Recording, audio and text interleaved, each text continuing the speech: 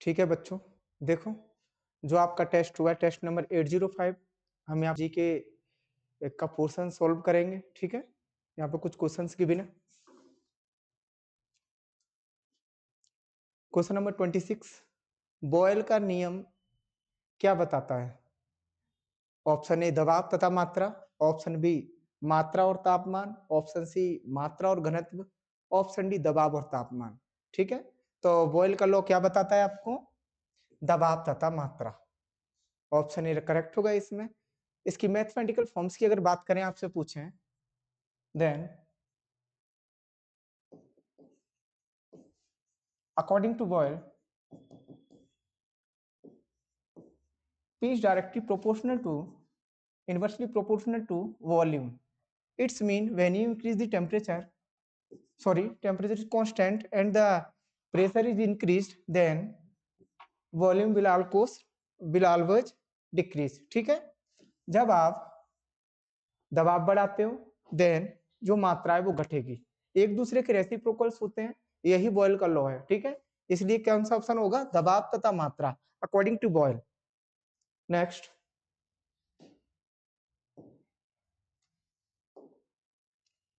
Question number 27, pasteurization का मतलब क्या है? फर्स्ट ऑफ ऑल पाइस्चराइजेशन, ठीक है, ये टर्म कहां से आया? ऑप्शन देखिए यहाँ पर, ऑप्शन ए 72 डिग्री सेल्सियस से ऊपर दूध को गर्म करना, ऑप्शन बी 62 डिग्री सेल्सियस से ऊपर दूध को गर्म करना, ऑप्शन सी दूध को लगभग 62 डिग्री सेल्सियस तक ठंडा करना, एंड ऑप्शन डी इज दूध को लगभग 10 डिग्री सेल्सियस तक ठंडा करना। ठीक है, पहले तो पास्चराइजेशन का मतलब देखते हैं।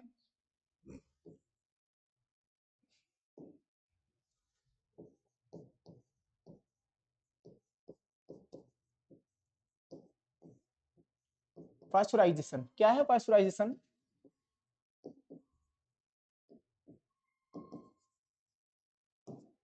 क्या मीन्स है इसका? फ्रांसीसी साइंटिस्ट थे,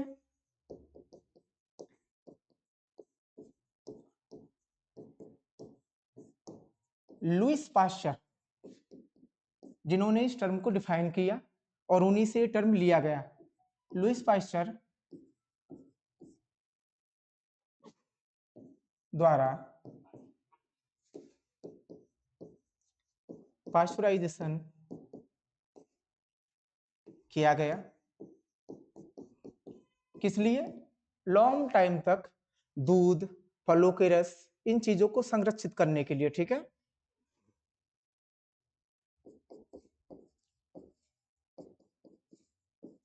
फलों के रसों को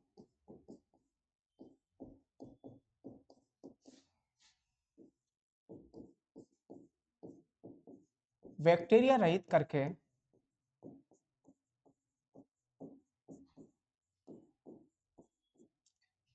संरक्षित करते हैं। ठीक है, पहले तो ये पता चल गया कि पास्चराइजेशन का मतलब क्या था। इसमें आप दूध है, जो तरल पदार्थ है, फलों के रस है, इनको आप बैक्टीरिया रहित कर लो। ठीक है, किसी हॉट टेम्परेचर पे उसको गर्म कर लो, उसके बाद तुरंत उसको ठंडा कर लो, देन आप पैक कर सकते हो, तो वो लॉन्ग टाइम तक बैक्टीरिया रहित होकर बचा रह सकता है, संरक्षित रह सकता है। ठीक, इसमें किसकी बात की गई है? दूध की बात की गई है। तो देखेंगे हम लोग उन्होंने क्या किया था। इन 1862 दूध को 62 डिग्री से गर्म करके टाइम 30 मिनट तक, ठीक है, गर्म करके फिर तुरंत ठंडा किया, तुरंत ठंडा किया। इसमें उसके बैक्टीरिया भी नष्ट हो चुके हैं और उसको संरक्षित भी कर सकते हैं। ठीक है, तो 60 डिग्री सेल्सियस तक। नाउ नेक्स्ट, दूध को 75 डिग्री सेल्सियस से गर्म करके कितने टाइम तक? 20 सेकंड तक। ठीक है, फिर तुरंत ठंडा करो, फिर पैक कर दो आप उसे।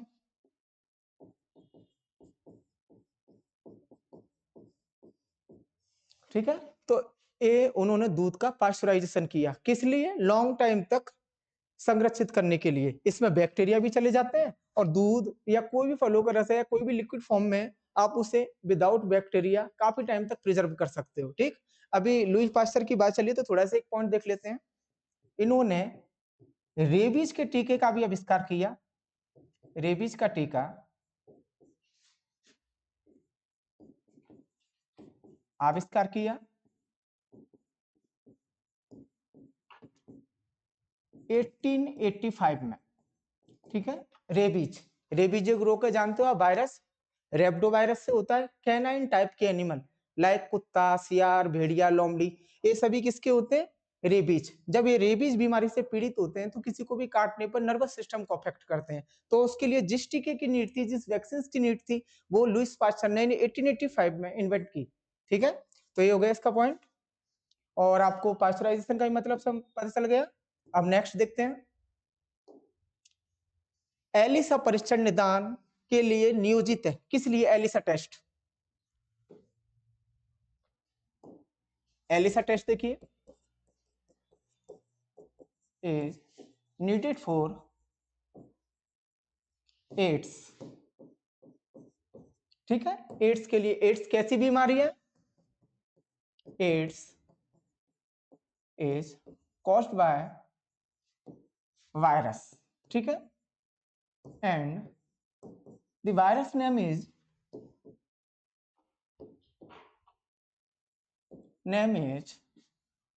HIV. The full form of AIDS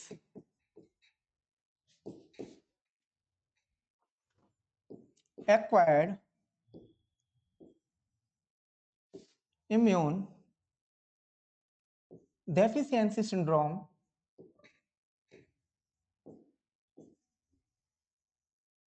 ठीक है, HIV की फुल फॉर्म पूछे,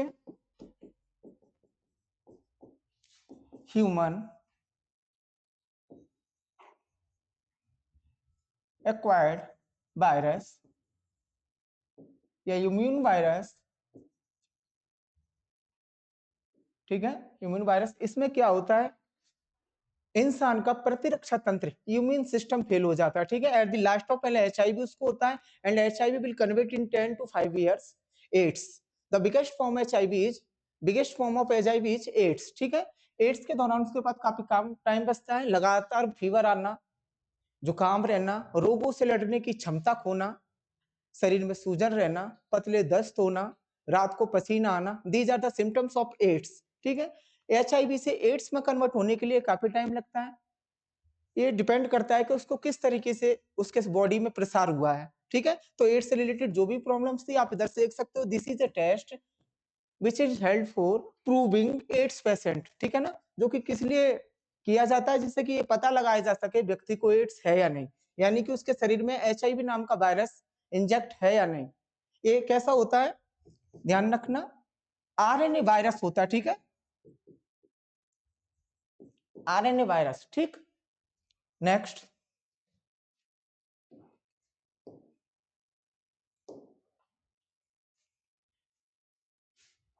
1802 की बेसिन की संधि पर हस्ताक्षर किसके मध्य हुए थे? ठीक है, ये 1802 की बेसिन की संधि पर हस्ताक्षर की बात कर रहे हैं। तो देखिए ऑप्शन ए में क्या है, अंग्रेज तथा Bajirao first, option B is अंग्रेज तथा बाजीराव सेकंड, ऑप्शन सी फ्रांसीसी तथा Bajirao first, and the last option is Dutch and Bajirao second. तो देखिए इसका राइट आंसर होगा अंग्रेज तथा Bajirao second. In 1802, in 1802 British and Bajirao second sign this treaty. ठीक है, किन किन के बीच हुआ था, ब्रिटिश एंड बाजीराव के। इस ट्रीटी की क्या क्या शर्तें थी, इस ट्रीटी की शर्तें देख लेते। आपको 6000 जो उसके सोल्जर्स हैं ब्रिटिश कंपनी के,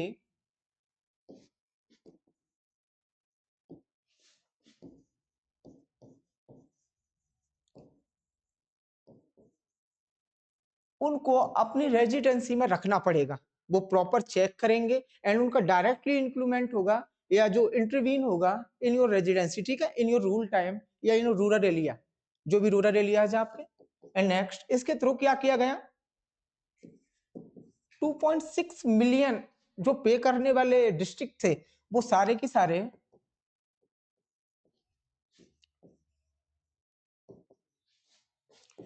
ब्रिटिश कंपनी के अधीन हो गए।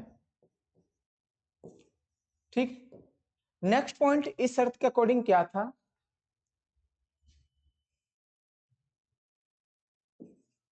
पेशवा जैसे कि बाजीराव सेकंड था, will not sign any treaty and will not declare any war। ठीक है, ना तो वो किसी और राजा के साथ में, किसी और कंपनी के साथ में कोई ट्रीटी या कोई साइन या कोई पैक्ट को साइन कर सकता है, और ना ही वो किसी और राज्य से या किसी और शासक से युद्ध की घोषणा कर सकता है। ठीक है, any war, these are the शर्तें। ये काफी कठोरतम थी। ठीक, इसी के बाद क्या हुआ, ये उनको समझ नहीं आया तो एंग्लो मराठा वॉर। ठीक है, क्या हुआ, उन्होंने इन शर्तों को स्वीकार तो कर लिया, साइन तो ट्रीटी साइन हो चुकी थी, ठीक है, हो तो गई, लेकिन उनको ये काफी निराशाजनक लगा, जो पेशवा थे वो डायरेक्टली अधीन हो गए ब्रिटिश गवर्नमेंट के अंदर। तो उन्होंने क्या किया, नेक्स्ट वॉर के लिए डिक्लेरेशन दे दिया। ठीक, तो क्या था, अगर आपसे कोई पूछे इन 1802 ब्रिटिश एंड बाजीराव जो बेसिन की संधि साइन किए थे इन पुणे, वो किस किस के बीच में थी, अंग्रेज तथा बाजीराव सेकंड। इसके थ्रू एक और गड़बड़ हुई थी, सितारा और Pune, Satara and Pune directly goes in packet of British company। ठीक है, ये डायरेक्टली किसके थ्रू, किसके अंडर में चले गए, सतारा और पुणे, काफी स्ट्रॉन्ग प्रोविनेंस थे at the time of Peshwa और मराठास। ठीक है, ये डायरेक्टली किसके अंडर में चले गए, ब्रिटिश कंपनी के। ठीक है, तो ये जो संधि साइन हुई थी कहां पर हुई थी, पुणे में, और किसके बीच, अंग्रेज तथा बाजीराव, और उसकी शर्तें देख लो काफी निराशाजनक थी। ठीक, नेक्स्ट देखते हैं,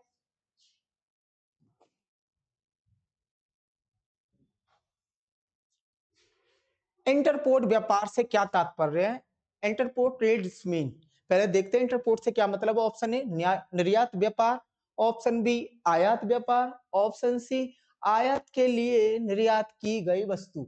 ठीक है, एंड ऑप्शन डी निर्यात के लिए आयात की गई वस्तु। तो देखते हैं इंटरपोर्ट से मतलब क्या है।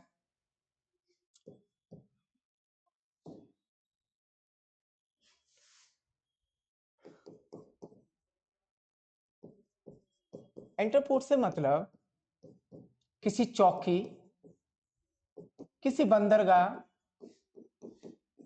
या गोदाम से होता है। इस शब्द का डायरेक्टली मतलब क्या होता है, गोदाम से होता है। ठीक है ना, जैसे कि कोई चीज हमारे पास आए और देन हमने उसको सेंड कर दिया डायरेक्टली कुछ ही टाइम के बाद में, लेकिन वो उस जगह पर इकट्ठा हुआ, कलेक्ट हुआ, और फिर उसको वापस इंटरशिपमेंट किया गया। ठीक है, तो ये सब क्या था,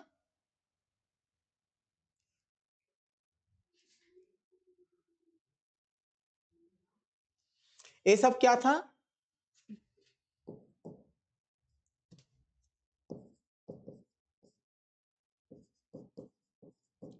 गोदाम। क्या मतलब होता है इंटरपोर्ट का, गोदाम, कोई चौकी जो कि बंदरगाह पे मौजूद है, या बंदरगाह जहां कोई वस्तु आई, हमने उसे रखा और फिर तुरंत ही तुरंत ट्रांसफर कर दिया। ठीक है, या निर्यात कर दिया गया। तो आयात के लिए निर्यात की गई वस्तु, नो, निर्यात के लिए आयात की गई वस्तु। ठीक है ना, तो क्या ऑप्शन होगा इसका, ठीक, ऑप्शन टी, निर्यात के लिए आयात की गई वस्तु। ठीक, तो इसका ऑप्शन। नाउ नेक्स्ट,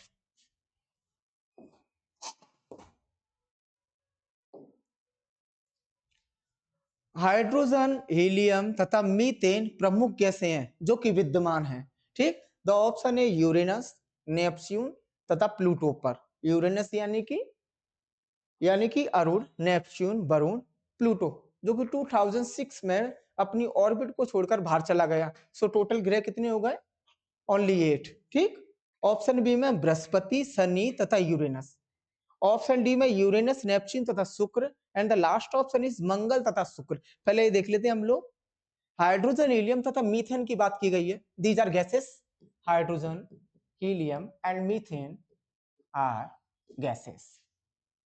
अब ये देखना है इनकी प्रचुर मात्रा यानी कि जो एक्सेस में किस प्लेनेट पे मौजूद रहती है। तो पहले देखिए, this is sun.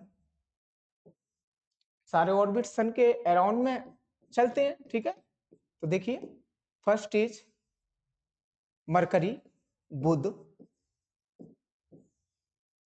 Second is बुध, शुक्र। ठीक है, थर्ड वन इज पृथ्वी, जस्ट सेम, इसलिए इन दोनों को क्या बोलते हैं? जुड़वा प्लैनेट्स यानी ट्विन सिस्टर्स, जुड़वा। द नेक्स्ट वन इज मंगल, इन दोनों से थोड़ा छोटा बट कंपेयर टू बुध बड़ा। ठीक है, मंगल। एंड नेक्स्ट प्लैनेट्स आर बृहस्पति, पृथ्वी से 900 गुना बड़ा बृहस्पति। ठीक, बृहस्पति के बाद शनि, बृहस्पति से थोड़ा छोटा यानी कि सेकंड बड़ा प्लेनेट। ठीक है ना, शनि।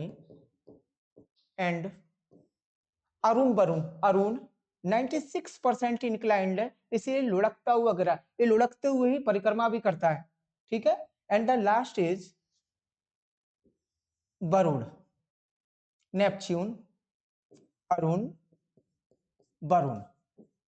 ठीक है, डिस्टेंस के अकॉर्डिंग इनका टेम्परेचर भी घटता जाता है, क्योंकि आप सूर्य से जितना दूर जाओगे घटता जाएगा। मैंने किस लिए स्ट्रक्चर बनाया? क्योंकि इधर गैसों की बात की गई थी।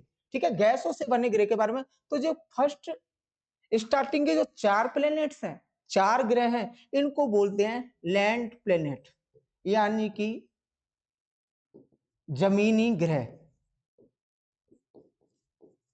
एंड रेस्ट ऑफ 4 प्लेनेट्स जो बचे यानी कि बाकी के 4 हैं, इन सबको बोलते हैं हम लोग गैसियस प्लेनेट, गैसियस प्लेनेट्स।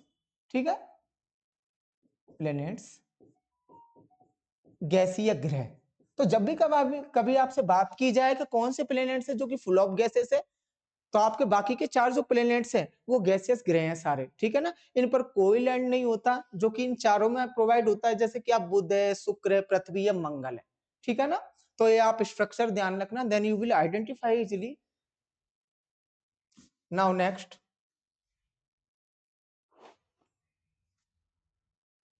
सो क्या आंसर होगा इसका? ऑप्शन बी, बृहस्पति, शनि तथा यूरेनस पर। किस पर है? हाइड्रोजन, हीलियम और मीथेन की बृहस्पति, शनि तथा यूरेनस पर। नाउ नेक्स्ट,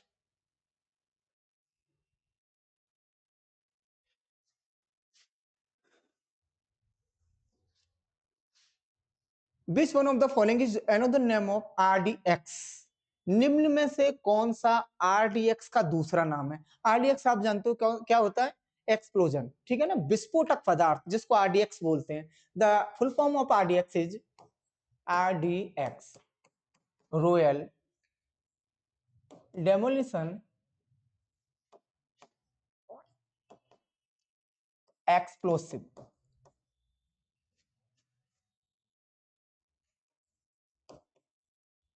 ठीक है ना, या एक्सप्लोइटेशन, जो भी आप यूज करें। ठीक, एक विस्फोटक है RDX। क्या है? एक विस्फोटक। जो RDX है उसको क्या बोलोगे? एक्सप्लोइटेशन के लिए यूज किया जाता है, विस्फोट करने के लिए। ठीक है, अभी भी इसको सेना में यूज कर जाता है। और उसका दूसरा नाम क्या है उसकी बात करें,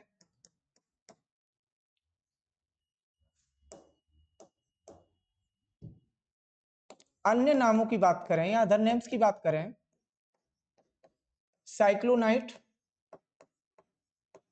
या हेक्सोजेन। ठीक है, दोनों नाम याद रखें।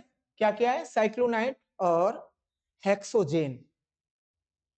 अदर नेम क्या है RDX का? साइक्लोनाइट एंड हेक्सोजेन किस लिए यूज होता है? फॉर विस्फोटक। तो आप बता देंगे निम्न में से कौन सा आरडीएक्स का दूसरा नाम है? साइक्लोनाइट। ठीक, question number 32 option C is correct, cyclonite. Now we will move on next question. फल को पकाने वाला हार्मोन है। Question number 33 the fruit ripening hormone is. फलों को पकाने वाला हार्मोन है। ठीक है, ऑप्शन है देखिए एफसीसी कम, option B cytokinin, option C ethylene and the last one option is gibberellin. ठीक है, ये फूलों को खिलाने और उनकी ग्रोथ को निर्धारित करने के लिए होता है। ठीक, तो क्या ऑप्शन होगा इसका? एथिलीन। एथिलीन से फलों को कृत्रिम रूप से पकाया जाता है। ठीक है, जैसे कि आपका आम है, केले हैं, तो इन सबको किस तरीके से पकाया जाता है? एथिलीन से। ठीक, नेक्स्ट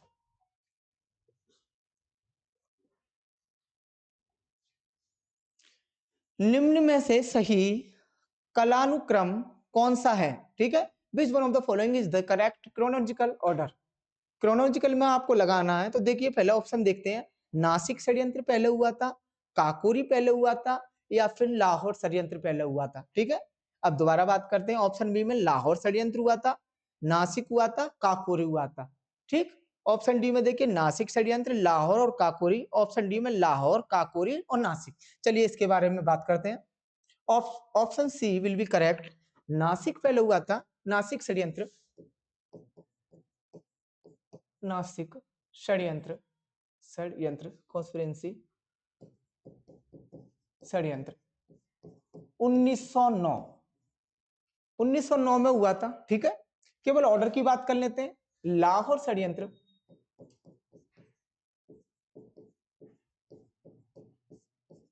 1915 में हुई थी, एंड द काकोरी कांड और काकोरी षड्यंत्र इन 1925। ठीक है, एक किसने डन किया था? क्या हुआ था इसमें? अनंत हैकरे, जो लड़का था अनंत हैकरे, उसने किया था। किसको? जो मजिस्ट्रेट था जैक्सन, उसको गोली मार दी थी। इनको फांसी की सजा सुना दी गई, मजिस्ट्रेट जैक्सन। ठीक, इसलिए नासिक षड्यंत्र को क्या बोलते हैं? जैक्सन कांड के नाम से भी जाना जाता है। ठीक है, इनको फांसी की सजा हुई, कब हुआ? 1909 में। दूसरा देखते हैं लाहौर षड्यंत्र के बारे में। एक काफी लंबी श्रृंखला है मुकदमों की, गदर पार्टी भी इससे रिलेटेड रखती है। ठीक है, ये काफी लंबी श्रृंखला है जो कि सितंबर से लेकर अक्टूबर तक चली थी। ठीक, तो एक लंबी श्रृंखला है मुकदमों की श्रृंखला। नाउ द नेक्स्ट काकोरी षड्यंत्र, ये काफी फेमस षड्यंत्र है जो कि 1925 में काकोरी नामक जगह जो कि उत्तर प्रदेश में है, ठीक है, उसमें हुआ था। इसमें बिस्मिल्लाह खान अशफाकुल्ला खान, सॉरी बिस्मिल्लाह खान नहीं, Ram Prasad Bismil Ashfaqulla Khan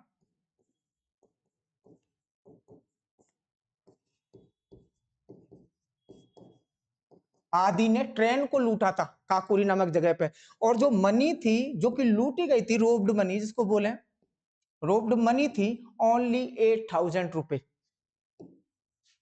robed money is about 8,000 रुपए, जो कि ट्रेन से जा रहे थे ब्रिटिश कंपनी के लिए। एक काफी बड़ा अमाउंट है दोस्त टाइम इन 1925। ठीक है, इसको लूटा था उन्होंने। काकोरी कांड को काकोरी ट्रेन कांड भी कहते हैं। क्या बोलते हैं? ट्रेन कांड। ठीक, तो ये तीनों की तीनों देख लिया आपने क्या क्या हुआ था षड्यंत्र में। नासिक षड्यंत्र के अंदर 1909 में अनंत हेगड़े नामक व्यक्ति ने मजिस्ट्रेट एएमटी जैक्सन को गोली मार दी थी। ठीक है, उसके बाद उनको फांसी की सजा हो गई, बट इसका टाइम क्या था? 1909। And the second is Lahore षड्यंत्र which is a long series. ठीक है, एक क्या थी? एक लंबी श्रृंखला थी मुकदमे की, जो कि सितंबर से सॉरी अप्रैल से लेकर सितंबर तक मंथली चली, इसमें 294 पर्सन को सजा हुई, ठीक है ना। तो एक काफी लंबी श्रृंखला जो कि लाहौर में गठित हुई थी। And the next is Kakori षड्यंत्र, जो कि एक ट्रेन कांड था जिसमें रुपयों की चोरी की गई थी, ठीक है। वो किसने अंजाम दिया था? रामप्रसाद बिस्मिल और अशफाकुल्ला खान ने। अब आप जानते हो किस लिए किया था? एक तरीके से चोरी नहीं थी, लेकिन भारतीयों का ही पैसा था, ठीक है। उनसे बचाने के लिए उन्होंने इसमें रोबरी की थी। उनको फिर बाद में सजा सुना दी जाती है, और जो रोब्ड मनी थी, जो अमाउंट था, वो था 8,000 रुपए, ठीक है। तो आपसे अगर कोई पूछे कि इनको क्रोनोलॉजिकल ऑर्डर के अकॉर्डिंग इनको मैनेज कीजिए, देन सबसे पहले आप क्या बताओगे? Nasik, after that Lahore, and the last is Kakori. Now we will move on next question. Bharat के संविधान में अंतरराष्ट्रीय शांति एवं सुरक्षा के संवर्धन का उल्लेख कहाँ किया जाता है? यानी कि अंतरराष्ट्रीय शांति एवं सुरक्षा के बारे में संविधान के अंदर कहाँ बताया गया है, ठीक है। तो देखिए, पहले बताया है, प्रस्तावना में बताया गया है। दूसरे में बोला नीति निर्देशक सिद्धांतों के अकॉर्डिंग इसको रखा गया है, या अंतर्गत इसको रखा गया है। ऑप्शन सी मूल कर्तव्य। ये कहां से लिए गए हैं? आप जानते हो रसिया से लिए गए हैं, यूएसएसआर से लिए गए हैं, ठीक है। नौवीं क्या है? सॉरी, और लास्ट ऑप्शन क्या है? डी, नौवीं सूची में, ठीक। तो हम इसको देखेंगे किसके अंदर आता है अंतरराष्ट्रीय शांति एवं सुरक्षा? राज्य के नीति निर्देशक सिद्धांतों के अकॉर्डिंग, ठीक है। राज्य के नीति निर्देशक सिद्धांत से रिलेटेड कुछ देख लेते हैं पॉइंट। नीति निर्देशक सिद्धांत ये कहां से लिए गए हैं? आयरलैंड, ठीक है। पहले तो ये क्लियर हो गया, आयरलैंड से लिए गए हैं। इनको कहां रखा गया है? भाग 4 के अंतर्गत, ठीक है। कोई पूछे कि डीपीएसपी यानी कि जो नीति निर्देशक सिद्धांत है, ठीक है, वो किससे लिए गए? आयरलैंड। और रखा कहां गया है? भाग 4 के अंतर्गत, ठीक है ना। और अनुच्छेद से रिलेटेड बात की जाए तो कौन से? अनुच्छेद 36 से 51 तक अंतरराष्ट्रीय शांति की बात की जाती है, और सुरक्षा को वो लोग संवर्धित करते हैं, ठीक है। तो भारत के संविधान में अंतरराष्ट्रीय शांति की बात करें तो डीपीएसपी यानी नीति निर्देशक सिद्धांतों में इसको रखा गया है। कौन कौन से अनुच्छेद इसके अंतर्गत आते हैं? 36 से 51, ठीक है। नेक्स्ट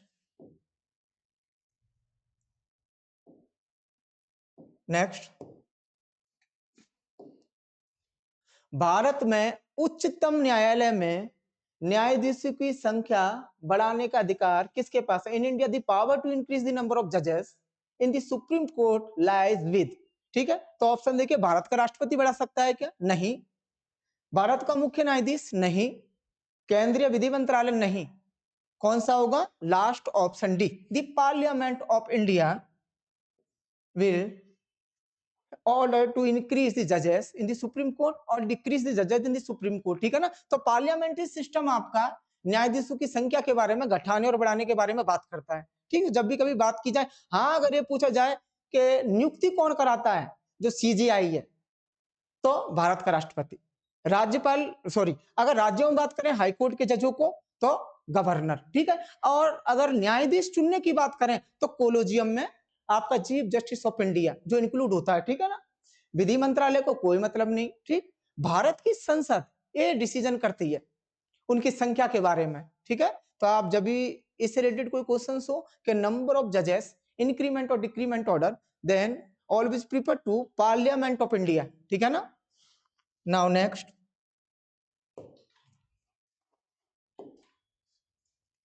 निम्नलिखित में से कौन सा गांव, ये करंट का है, यूआईडी योजना के अंतर्गत पहला आधार गांव है, ठीक है। तो इसमें तो डायरेक्टली आप देख लो, वेला प्रतापगढ़ का नहीं है बिल्कुल, झांझर अजमेर का नहीं, शौकतपुर पटना नहीं, थेम्बली नंदुरबार महाराष्ट्र, ठीक है। इसको यूआईडी के फर्स्ट आधार गांव इसको माना गया है और अंदर रखा गया है, तो ऑप्शन डी, थेम्बली नंदुरबार महाराष्ट्र, ठीक है ना। Now next,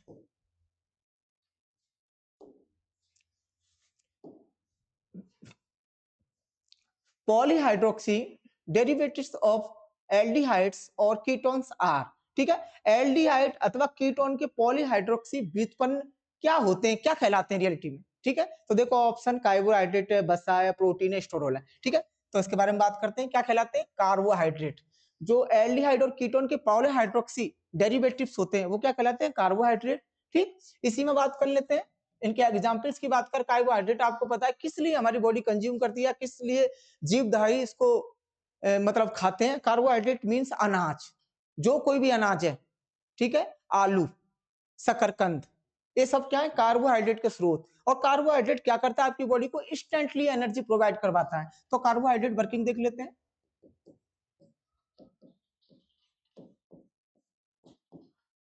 provides instant energy to your body in the form of ATP, adenosine triphosphate. These are the molecules of energy, ठीक है ना। जब भी आप कार्बोहाइड्रेट यानी कि नाश्ते में कोई भी अनाज से बनी हुई चीज लेते हैं तो ये आपके शरीर को क्या देता है, एनर्जी। लेकिन उसकी लिमिट फिक्स होती है, यानी किसी फिक्स टाइम के लिए, फॉर लिमिटेड टाइम, ठीक है।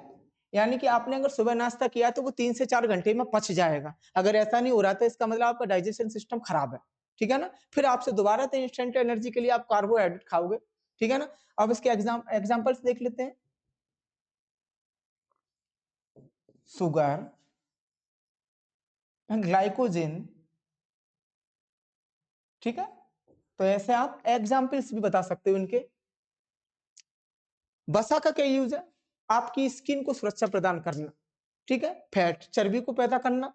प्रोटीन की बात करें तो आपके शरीर की वृद्धि में सहायक है, आपके शरीर के अंदर मौजूद घावों को भरने में सहायक है, ठीक।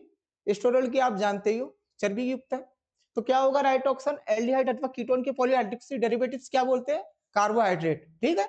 नाउ वी विल मूव, चलो नेक्स्ट। निम्नलिखित में से कौन सा एक मौद्रिक नीति का उद्देश्य नहीं है, which of the following is not an objective of monetary policy, ठीक है। मॉनेटरी की बात की गई है। मूल्य स्थिरता, ऑप्शन ए, बी आर्थिक स्थायित्व, ऑप्शन सी आय एवं परिसंपत्तियों का सामयिक वितरण, ऑप्शन डी विदेशी विनिमय दर स्थिरता। तो ऑप्शन सी क्या राइट होगा, आय एवं परिसंपत्तियों का सामयिक वितरण मौद्रिक रीति का उद्देश्य नहीं है, ठीक है। तो option C will be correct, equitable distribution of income and assets, ठीक है। नेक्स्ट,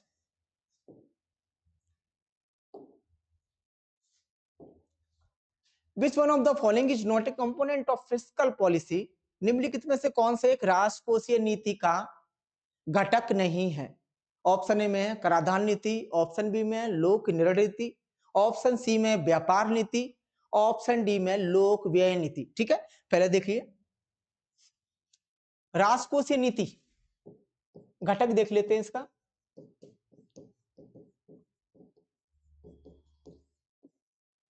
के घटक, कंपोनेंट ऑफ फिस्कल पॉलिसी, तो क्या है, कराधान नीति, ठीक है, ए है। सेकंड है लोक ऋण नीति, केंद्रीय बैंक इसको देखता है। और लोक व्यय नीति,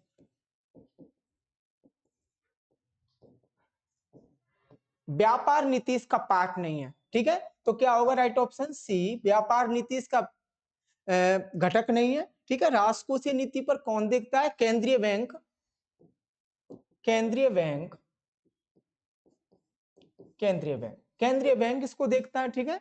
तो क्या होगा इसका राइट आंसर, व्यापार नीति is not any object of और कंपोनेंट ऑफ फिस्कल पॉलिसी, ठीक है। तो ऑप्शन सी व्यापार नीति घटक नहीं है राजकोषीय नीति का। नेक्स्ट, भारत में किस वर्ष परिवार नियोजन कार्यक्रम प्रारंभ किया गया, ठीक है। 1950 में, 1951 में। इसमें स्टार्टिंग के बारे में बात बोला, in which year family planning programme was started in India. तो क्या होगा right option, option C correctly, ठीक है। इसके बारे में ज्यादा नहीं सोचना है, परिवार नियोजन की बात है तो 1952 में नेहरू पीरियड, जो कि former prime minister of India थे, उनके टाइम पर इस नीति को लाया गया। बट एक्चुअली जिस टाइम पर लागू हुई, ठीक है, वो टाइम क्या था, चतुर्थ पंचवर्षीय योजना या फोर्थ प्लान स्कीम, ठीक है ना, फाइबर प्लान, फाइबर प्लान, ठीक है ना। चौथी पंचवर्षीय योजना के तहत इसको लागू किया गया, किसके टाइम पर, इंदिरा गांधी।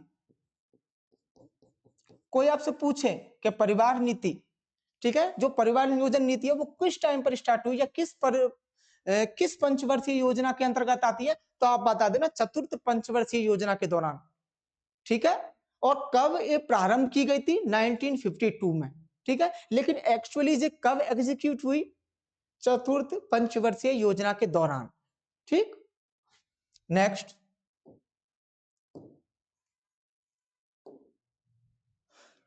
निम्नलिखित में से कौन सा सिस्टम माइक्रोसॉफ्ट से ऑपरेटिंग सिस्टम नहीं है, which one of the following is not an operating system from Microsoft. तो first option is Windows net, option B is Windows 7, option C Windows 2000 and the last option is Windows XP. आप जानते हो Windows की बात की जा रही है, Windows 7, Windows 2000, Windows XP, Windows 10, these are the operating system, ठीक है। एक क्या चीज है,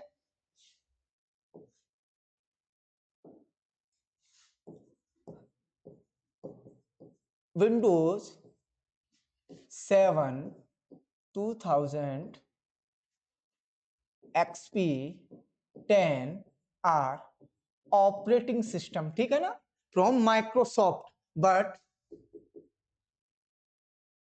आर ऑपरेटिंग सिस्टम, पूरा लिख दे रहा हूं, सिस्टम्स, ठीक है। ये क्या सब है, ये सारी चीज क्या है, ऑपरेटिंग सिस्टम जो आप अपने मॉनिटर पर रन कराते हो, ठीक है ना। But Windows net is command, ये क्या है, इज ए कमांड, एक कमांड है, ठीक है, जो कि क्या करती है, is a command which is used for shared network, ठीक है ना। ए शेयरिंग के लिए नेटवर्किंग के लिए शेयरिंग के मैनेज करता है, ठीक है। ये क्या है, कमांड है जो कि हम अपने कंप्यूटर को देते हैं, which is used for shared networking, ठीक है।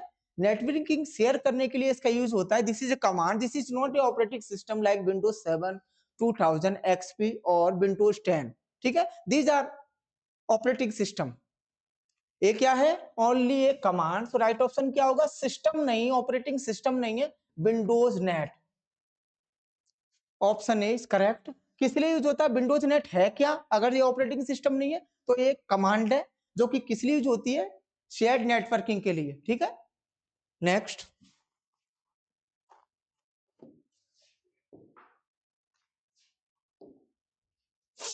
छऊ नृत्य कहाँ की शैली होती है, छऊ नृत्य के बारे में बात करते हैं। आप जानते हैं छऊ को काफी ज्यादा प्रमोट किया गया है, इसको एक अर्धशास्त्रीय शैली भी कहते हैं, छऊ नृत्य, छऊ नृत्य, ठीक है, अर्धशास्त्रीय नृत्य शैली, यानी कि सेमी क्लासिकल डांस फॉर्म,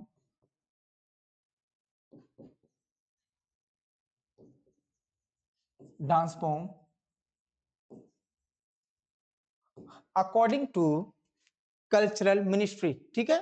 इसको नौवा शास्त्रीय नृत्य भी कहते हैं, ninth classical form according to cultural ministry, ठीक।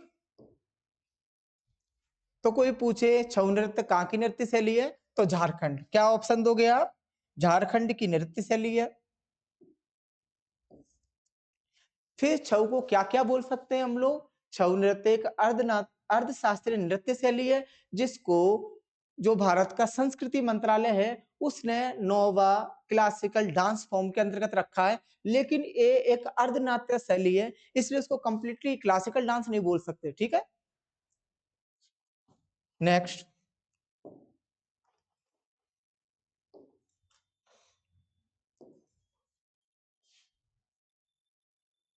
एमनियोसेंटेसिस का असल में केवल किस लिए प्रयोग किया जाता है? Amniocentesis should be strictly followed to, ये किस लिए प्रयोग किया जाता है? एक एक्सपेरिमेंट होता है, इसमें बच्चे की यानी कि जो भ्रूण है पेट के अंदर, भ्रूण की वंशानुगत असमानताओं का पता लगाने के लिए इसका इस्तेमाल किया जाता है। यानी कि जो जेनेटिकली डिसऑर्डर बच्चे में है क्या, अगर ऐसा है तो ये जो टेस्ट है एमनियोसेंटेसिस, ये इसके बारे में पता लगा देगा। ठीक है, तो जब भी एमनियोसेंटेसिस वर्ड का यूज किया जाए देन यू विल ऑलवेज टिक, भ्रूण की वंशानुगत असमानताओं का पता लगाने के लिए एमनियोसेंटेसिस का यूज किया जाता है। ठीक है, कहाँ जाओगे आप? जो पेट के अंदर भ्रूण बन रहा है, जो स्टमक के अंदर है भ्रूण, उसके बारे में कोई जेनेटिकल डिसऑर्डर या एबनॉर्मलिटीज बच्चा कैरी तो नहीं कर रहा, इसके बारे में पता लगाना है, तो आप क्या करोगे? एमनियोसेंटेसिस टेस्ट कराओ। ठीक है,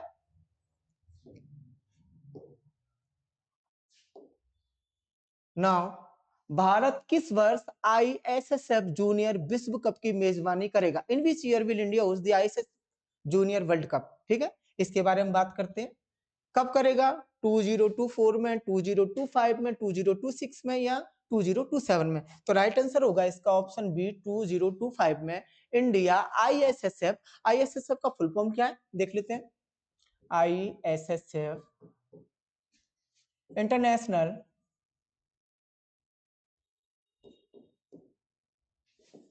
शूटिंग स्पोर्ट्स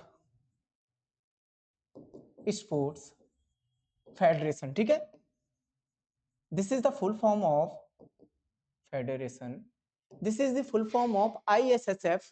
भारत कब करेगा इसकी मेजबानी? होस्टिंग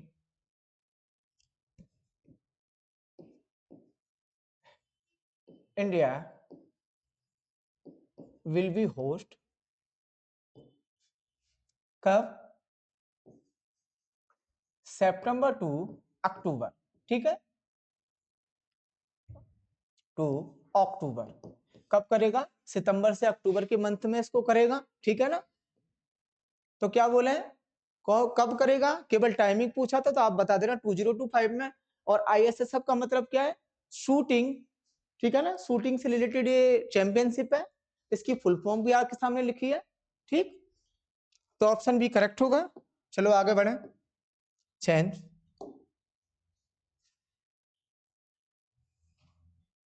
निम्नलिखित में से किसने हमारा संविधान हमारा सम्मान पोर्टल लॉन्च किया है? तो पहला देखिए, भारत का सर्वोच्च न्यायालय, दूसरा गृह मंत्रालय, तीसरा न्याय विभाग, चौथा नीति आयोग। हमारा संविधान हमारा सम्मान, आप इसके नाम से ही जानते हो, जो ये पोर्टल जिसने लॉन्च किया है यानी कि हमारा संविधान हमारा सम्मान, तो आप जानते हो न्याय विभाग ही हो सकता है, सर्वोच्च न्यायालय। ठीक है, गृह मंत्रालय, नीति आयोग, सर्वोच्च न्यायालय कानून की परखता देखता है, जो भी लॉ या एक्ट गवर्नमेंट ने या पार्लियामेंट ने स्टेब्लिश किए या फिर लेकर आए हैं, ठीक है, वो किस तरीके से उपयुक्त रहेगा लोगों के लिए, या फिर जो लॉज कॉन्स्टिट्यूशन में गिवन है, ठीक है, उनको चेक करता है।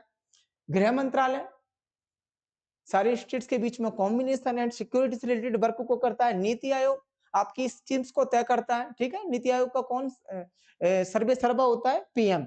ठीक है, अब बात करते हैं न्याय विभाग की। Yes, the right option is न्याय विभाग।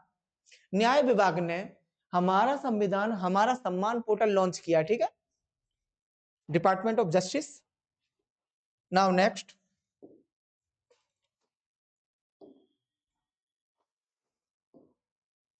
सिद्धार्थ कौल ने हाल ही में अपनी सेवानिवृत्ति की घोषणा की है, वो किस खेल से रिलेटेड थे? ऑप्शन है क्रिकेट। ठीक है, फुटबॉल, हॉकी, कुश्ती, तो इसमें केवल ऑप्शन पूछा था, डायरेक्टली आंसर दो। ऑप्शन है क्रिकेट।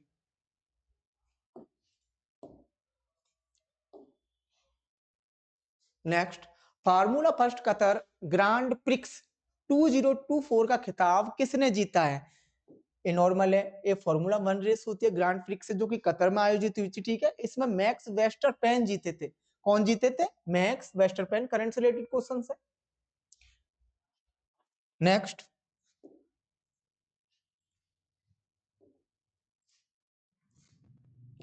भारत और किस देश के बीच हरिमो शक्ति नामक सैन्य अभ्यास आयोजित किया गया है? ठीक है, ये मिलिट्री एक्सरसाइज है। किस किस के बीच में की गई है? भारत एवं मलेशिया।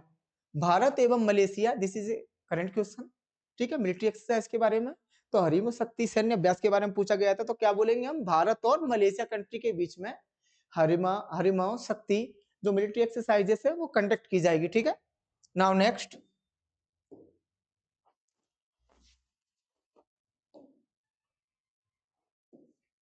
राष्ट्रपति चुनाव डोनाल्ड ट्रंप द्वारा संघीय जांच ब्यूरो FBI के अगले निदेशक के रूप में किसे नामित किया गया है? आपको पता है एक भारतीय को नामित किया, उसका नाम है काश पटेल। ठीक है, काश पटेल को इन्होंने जो डायरेक्टर ऑफ FBI है वो बनाया है, तो ये आंसर होगा। Next, finish. Okay class.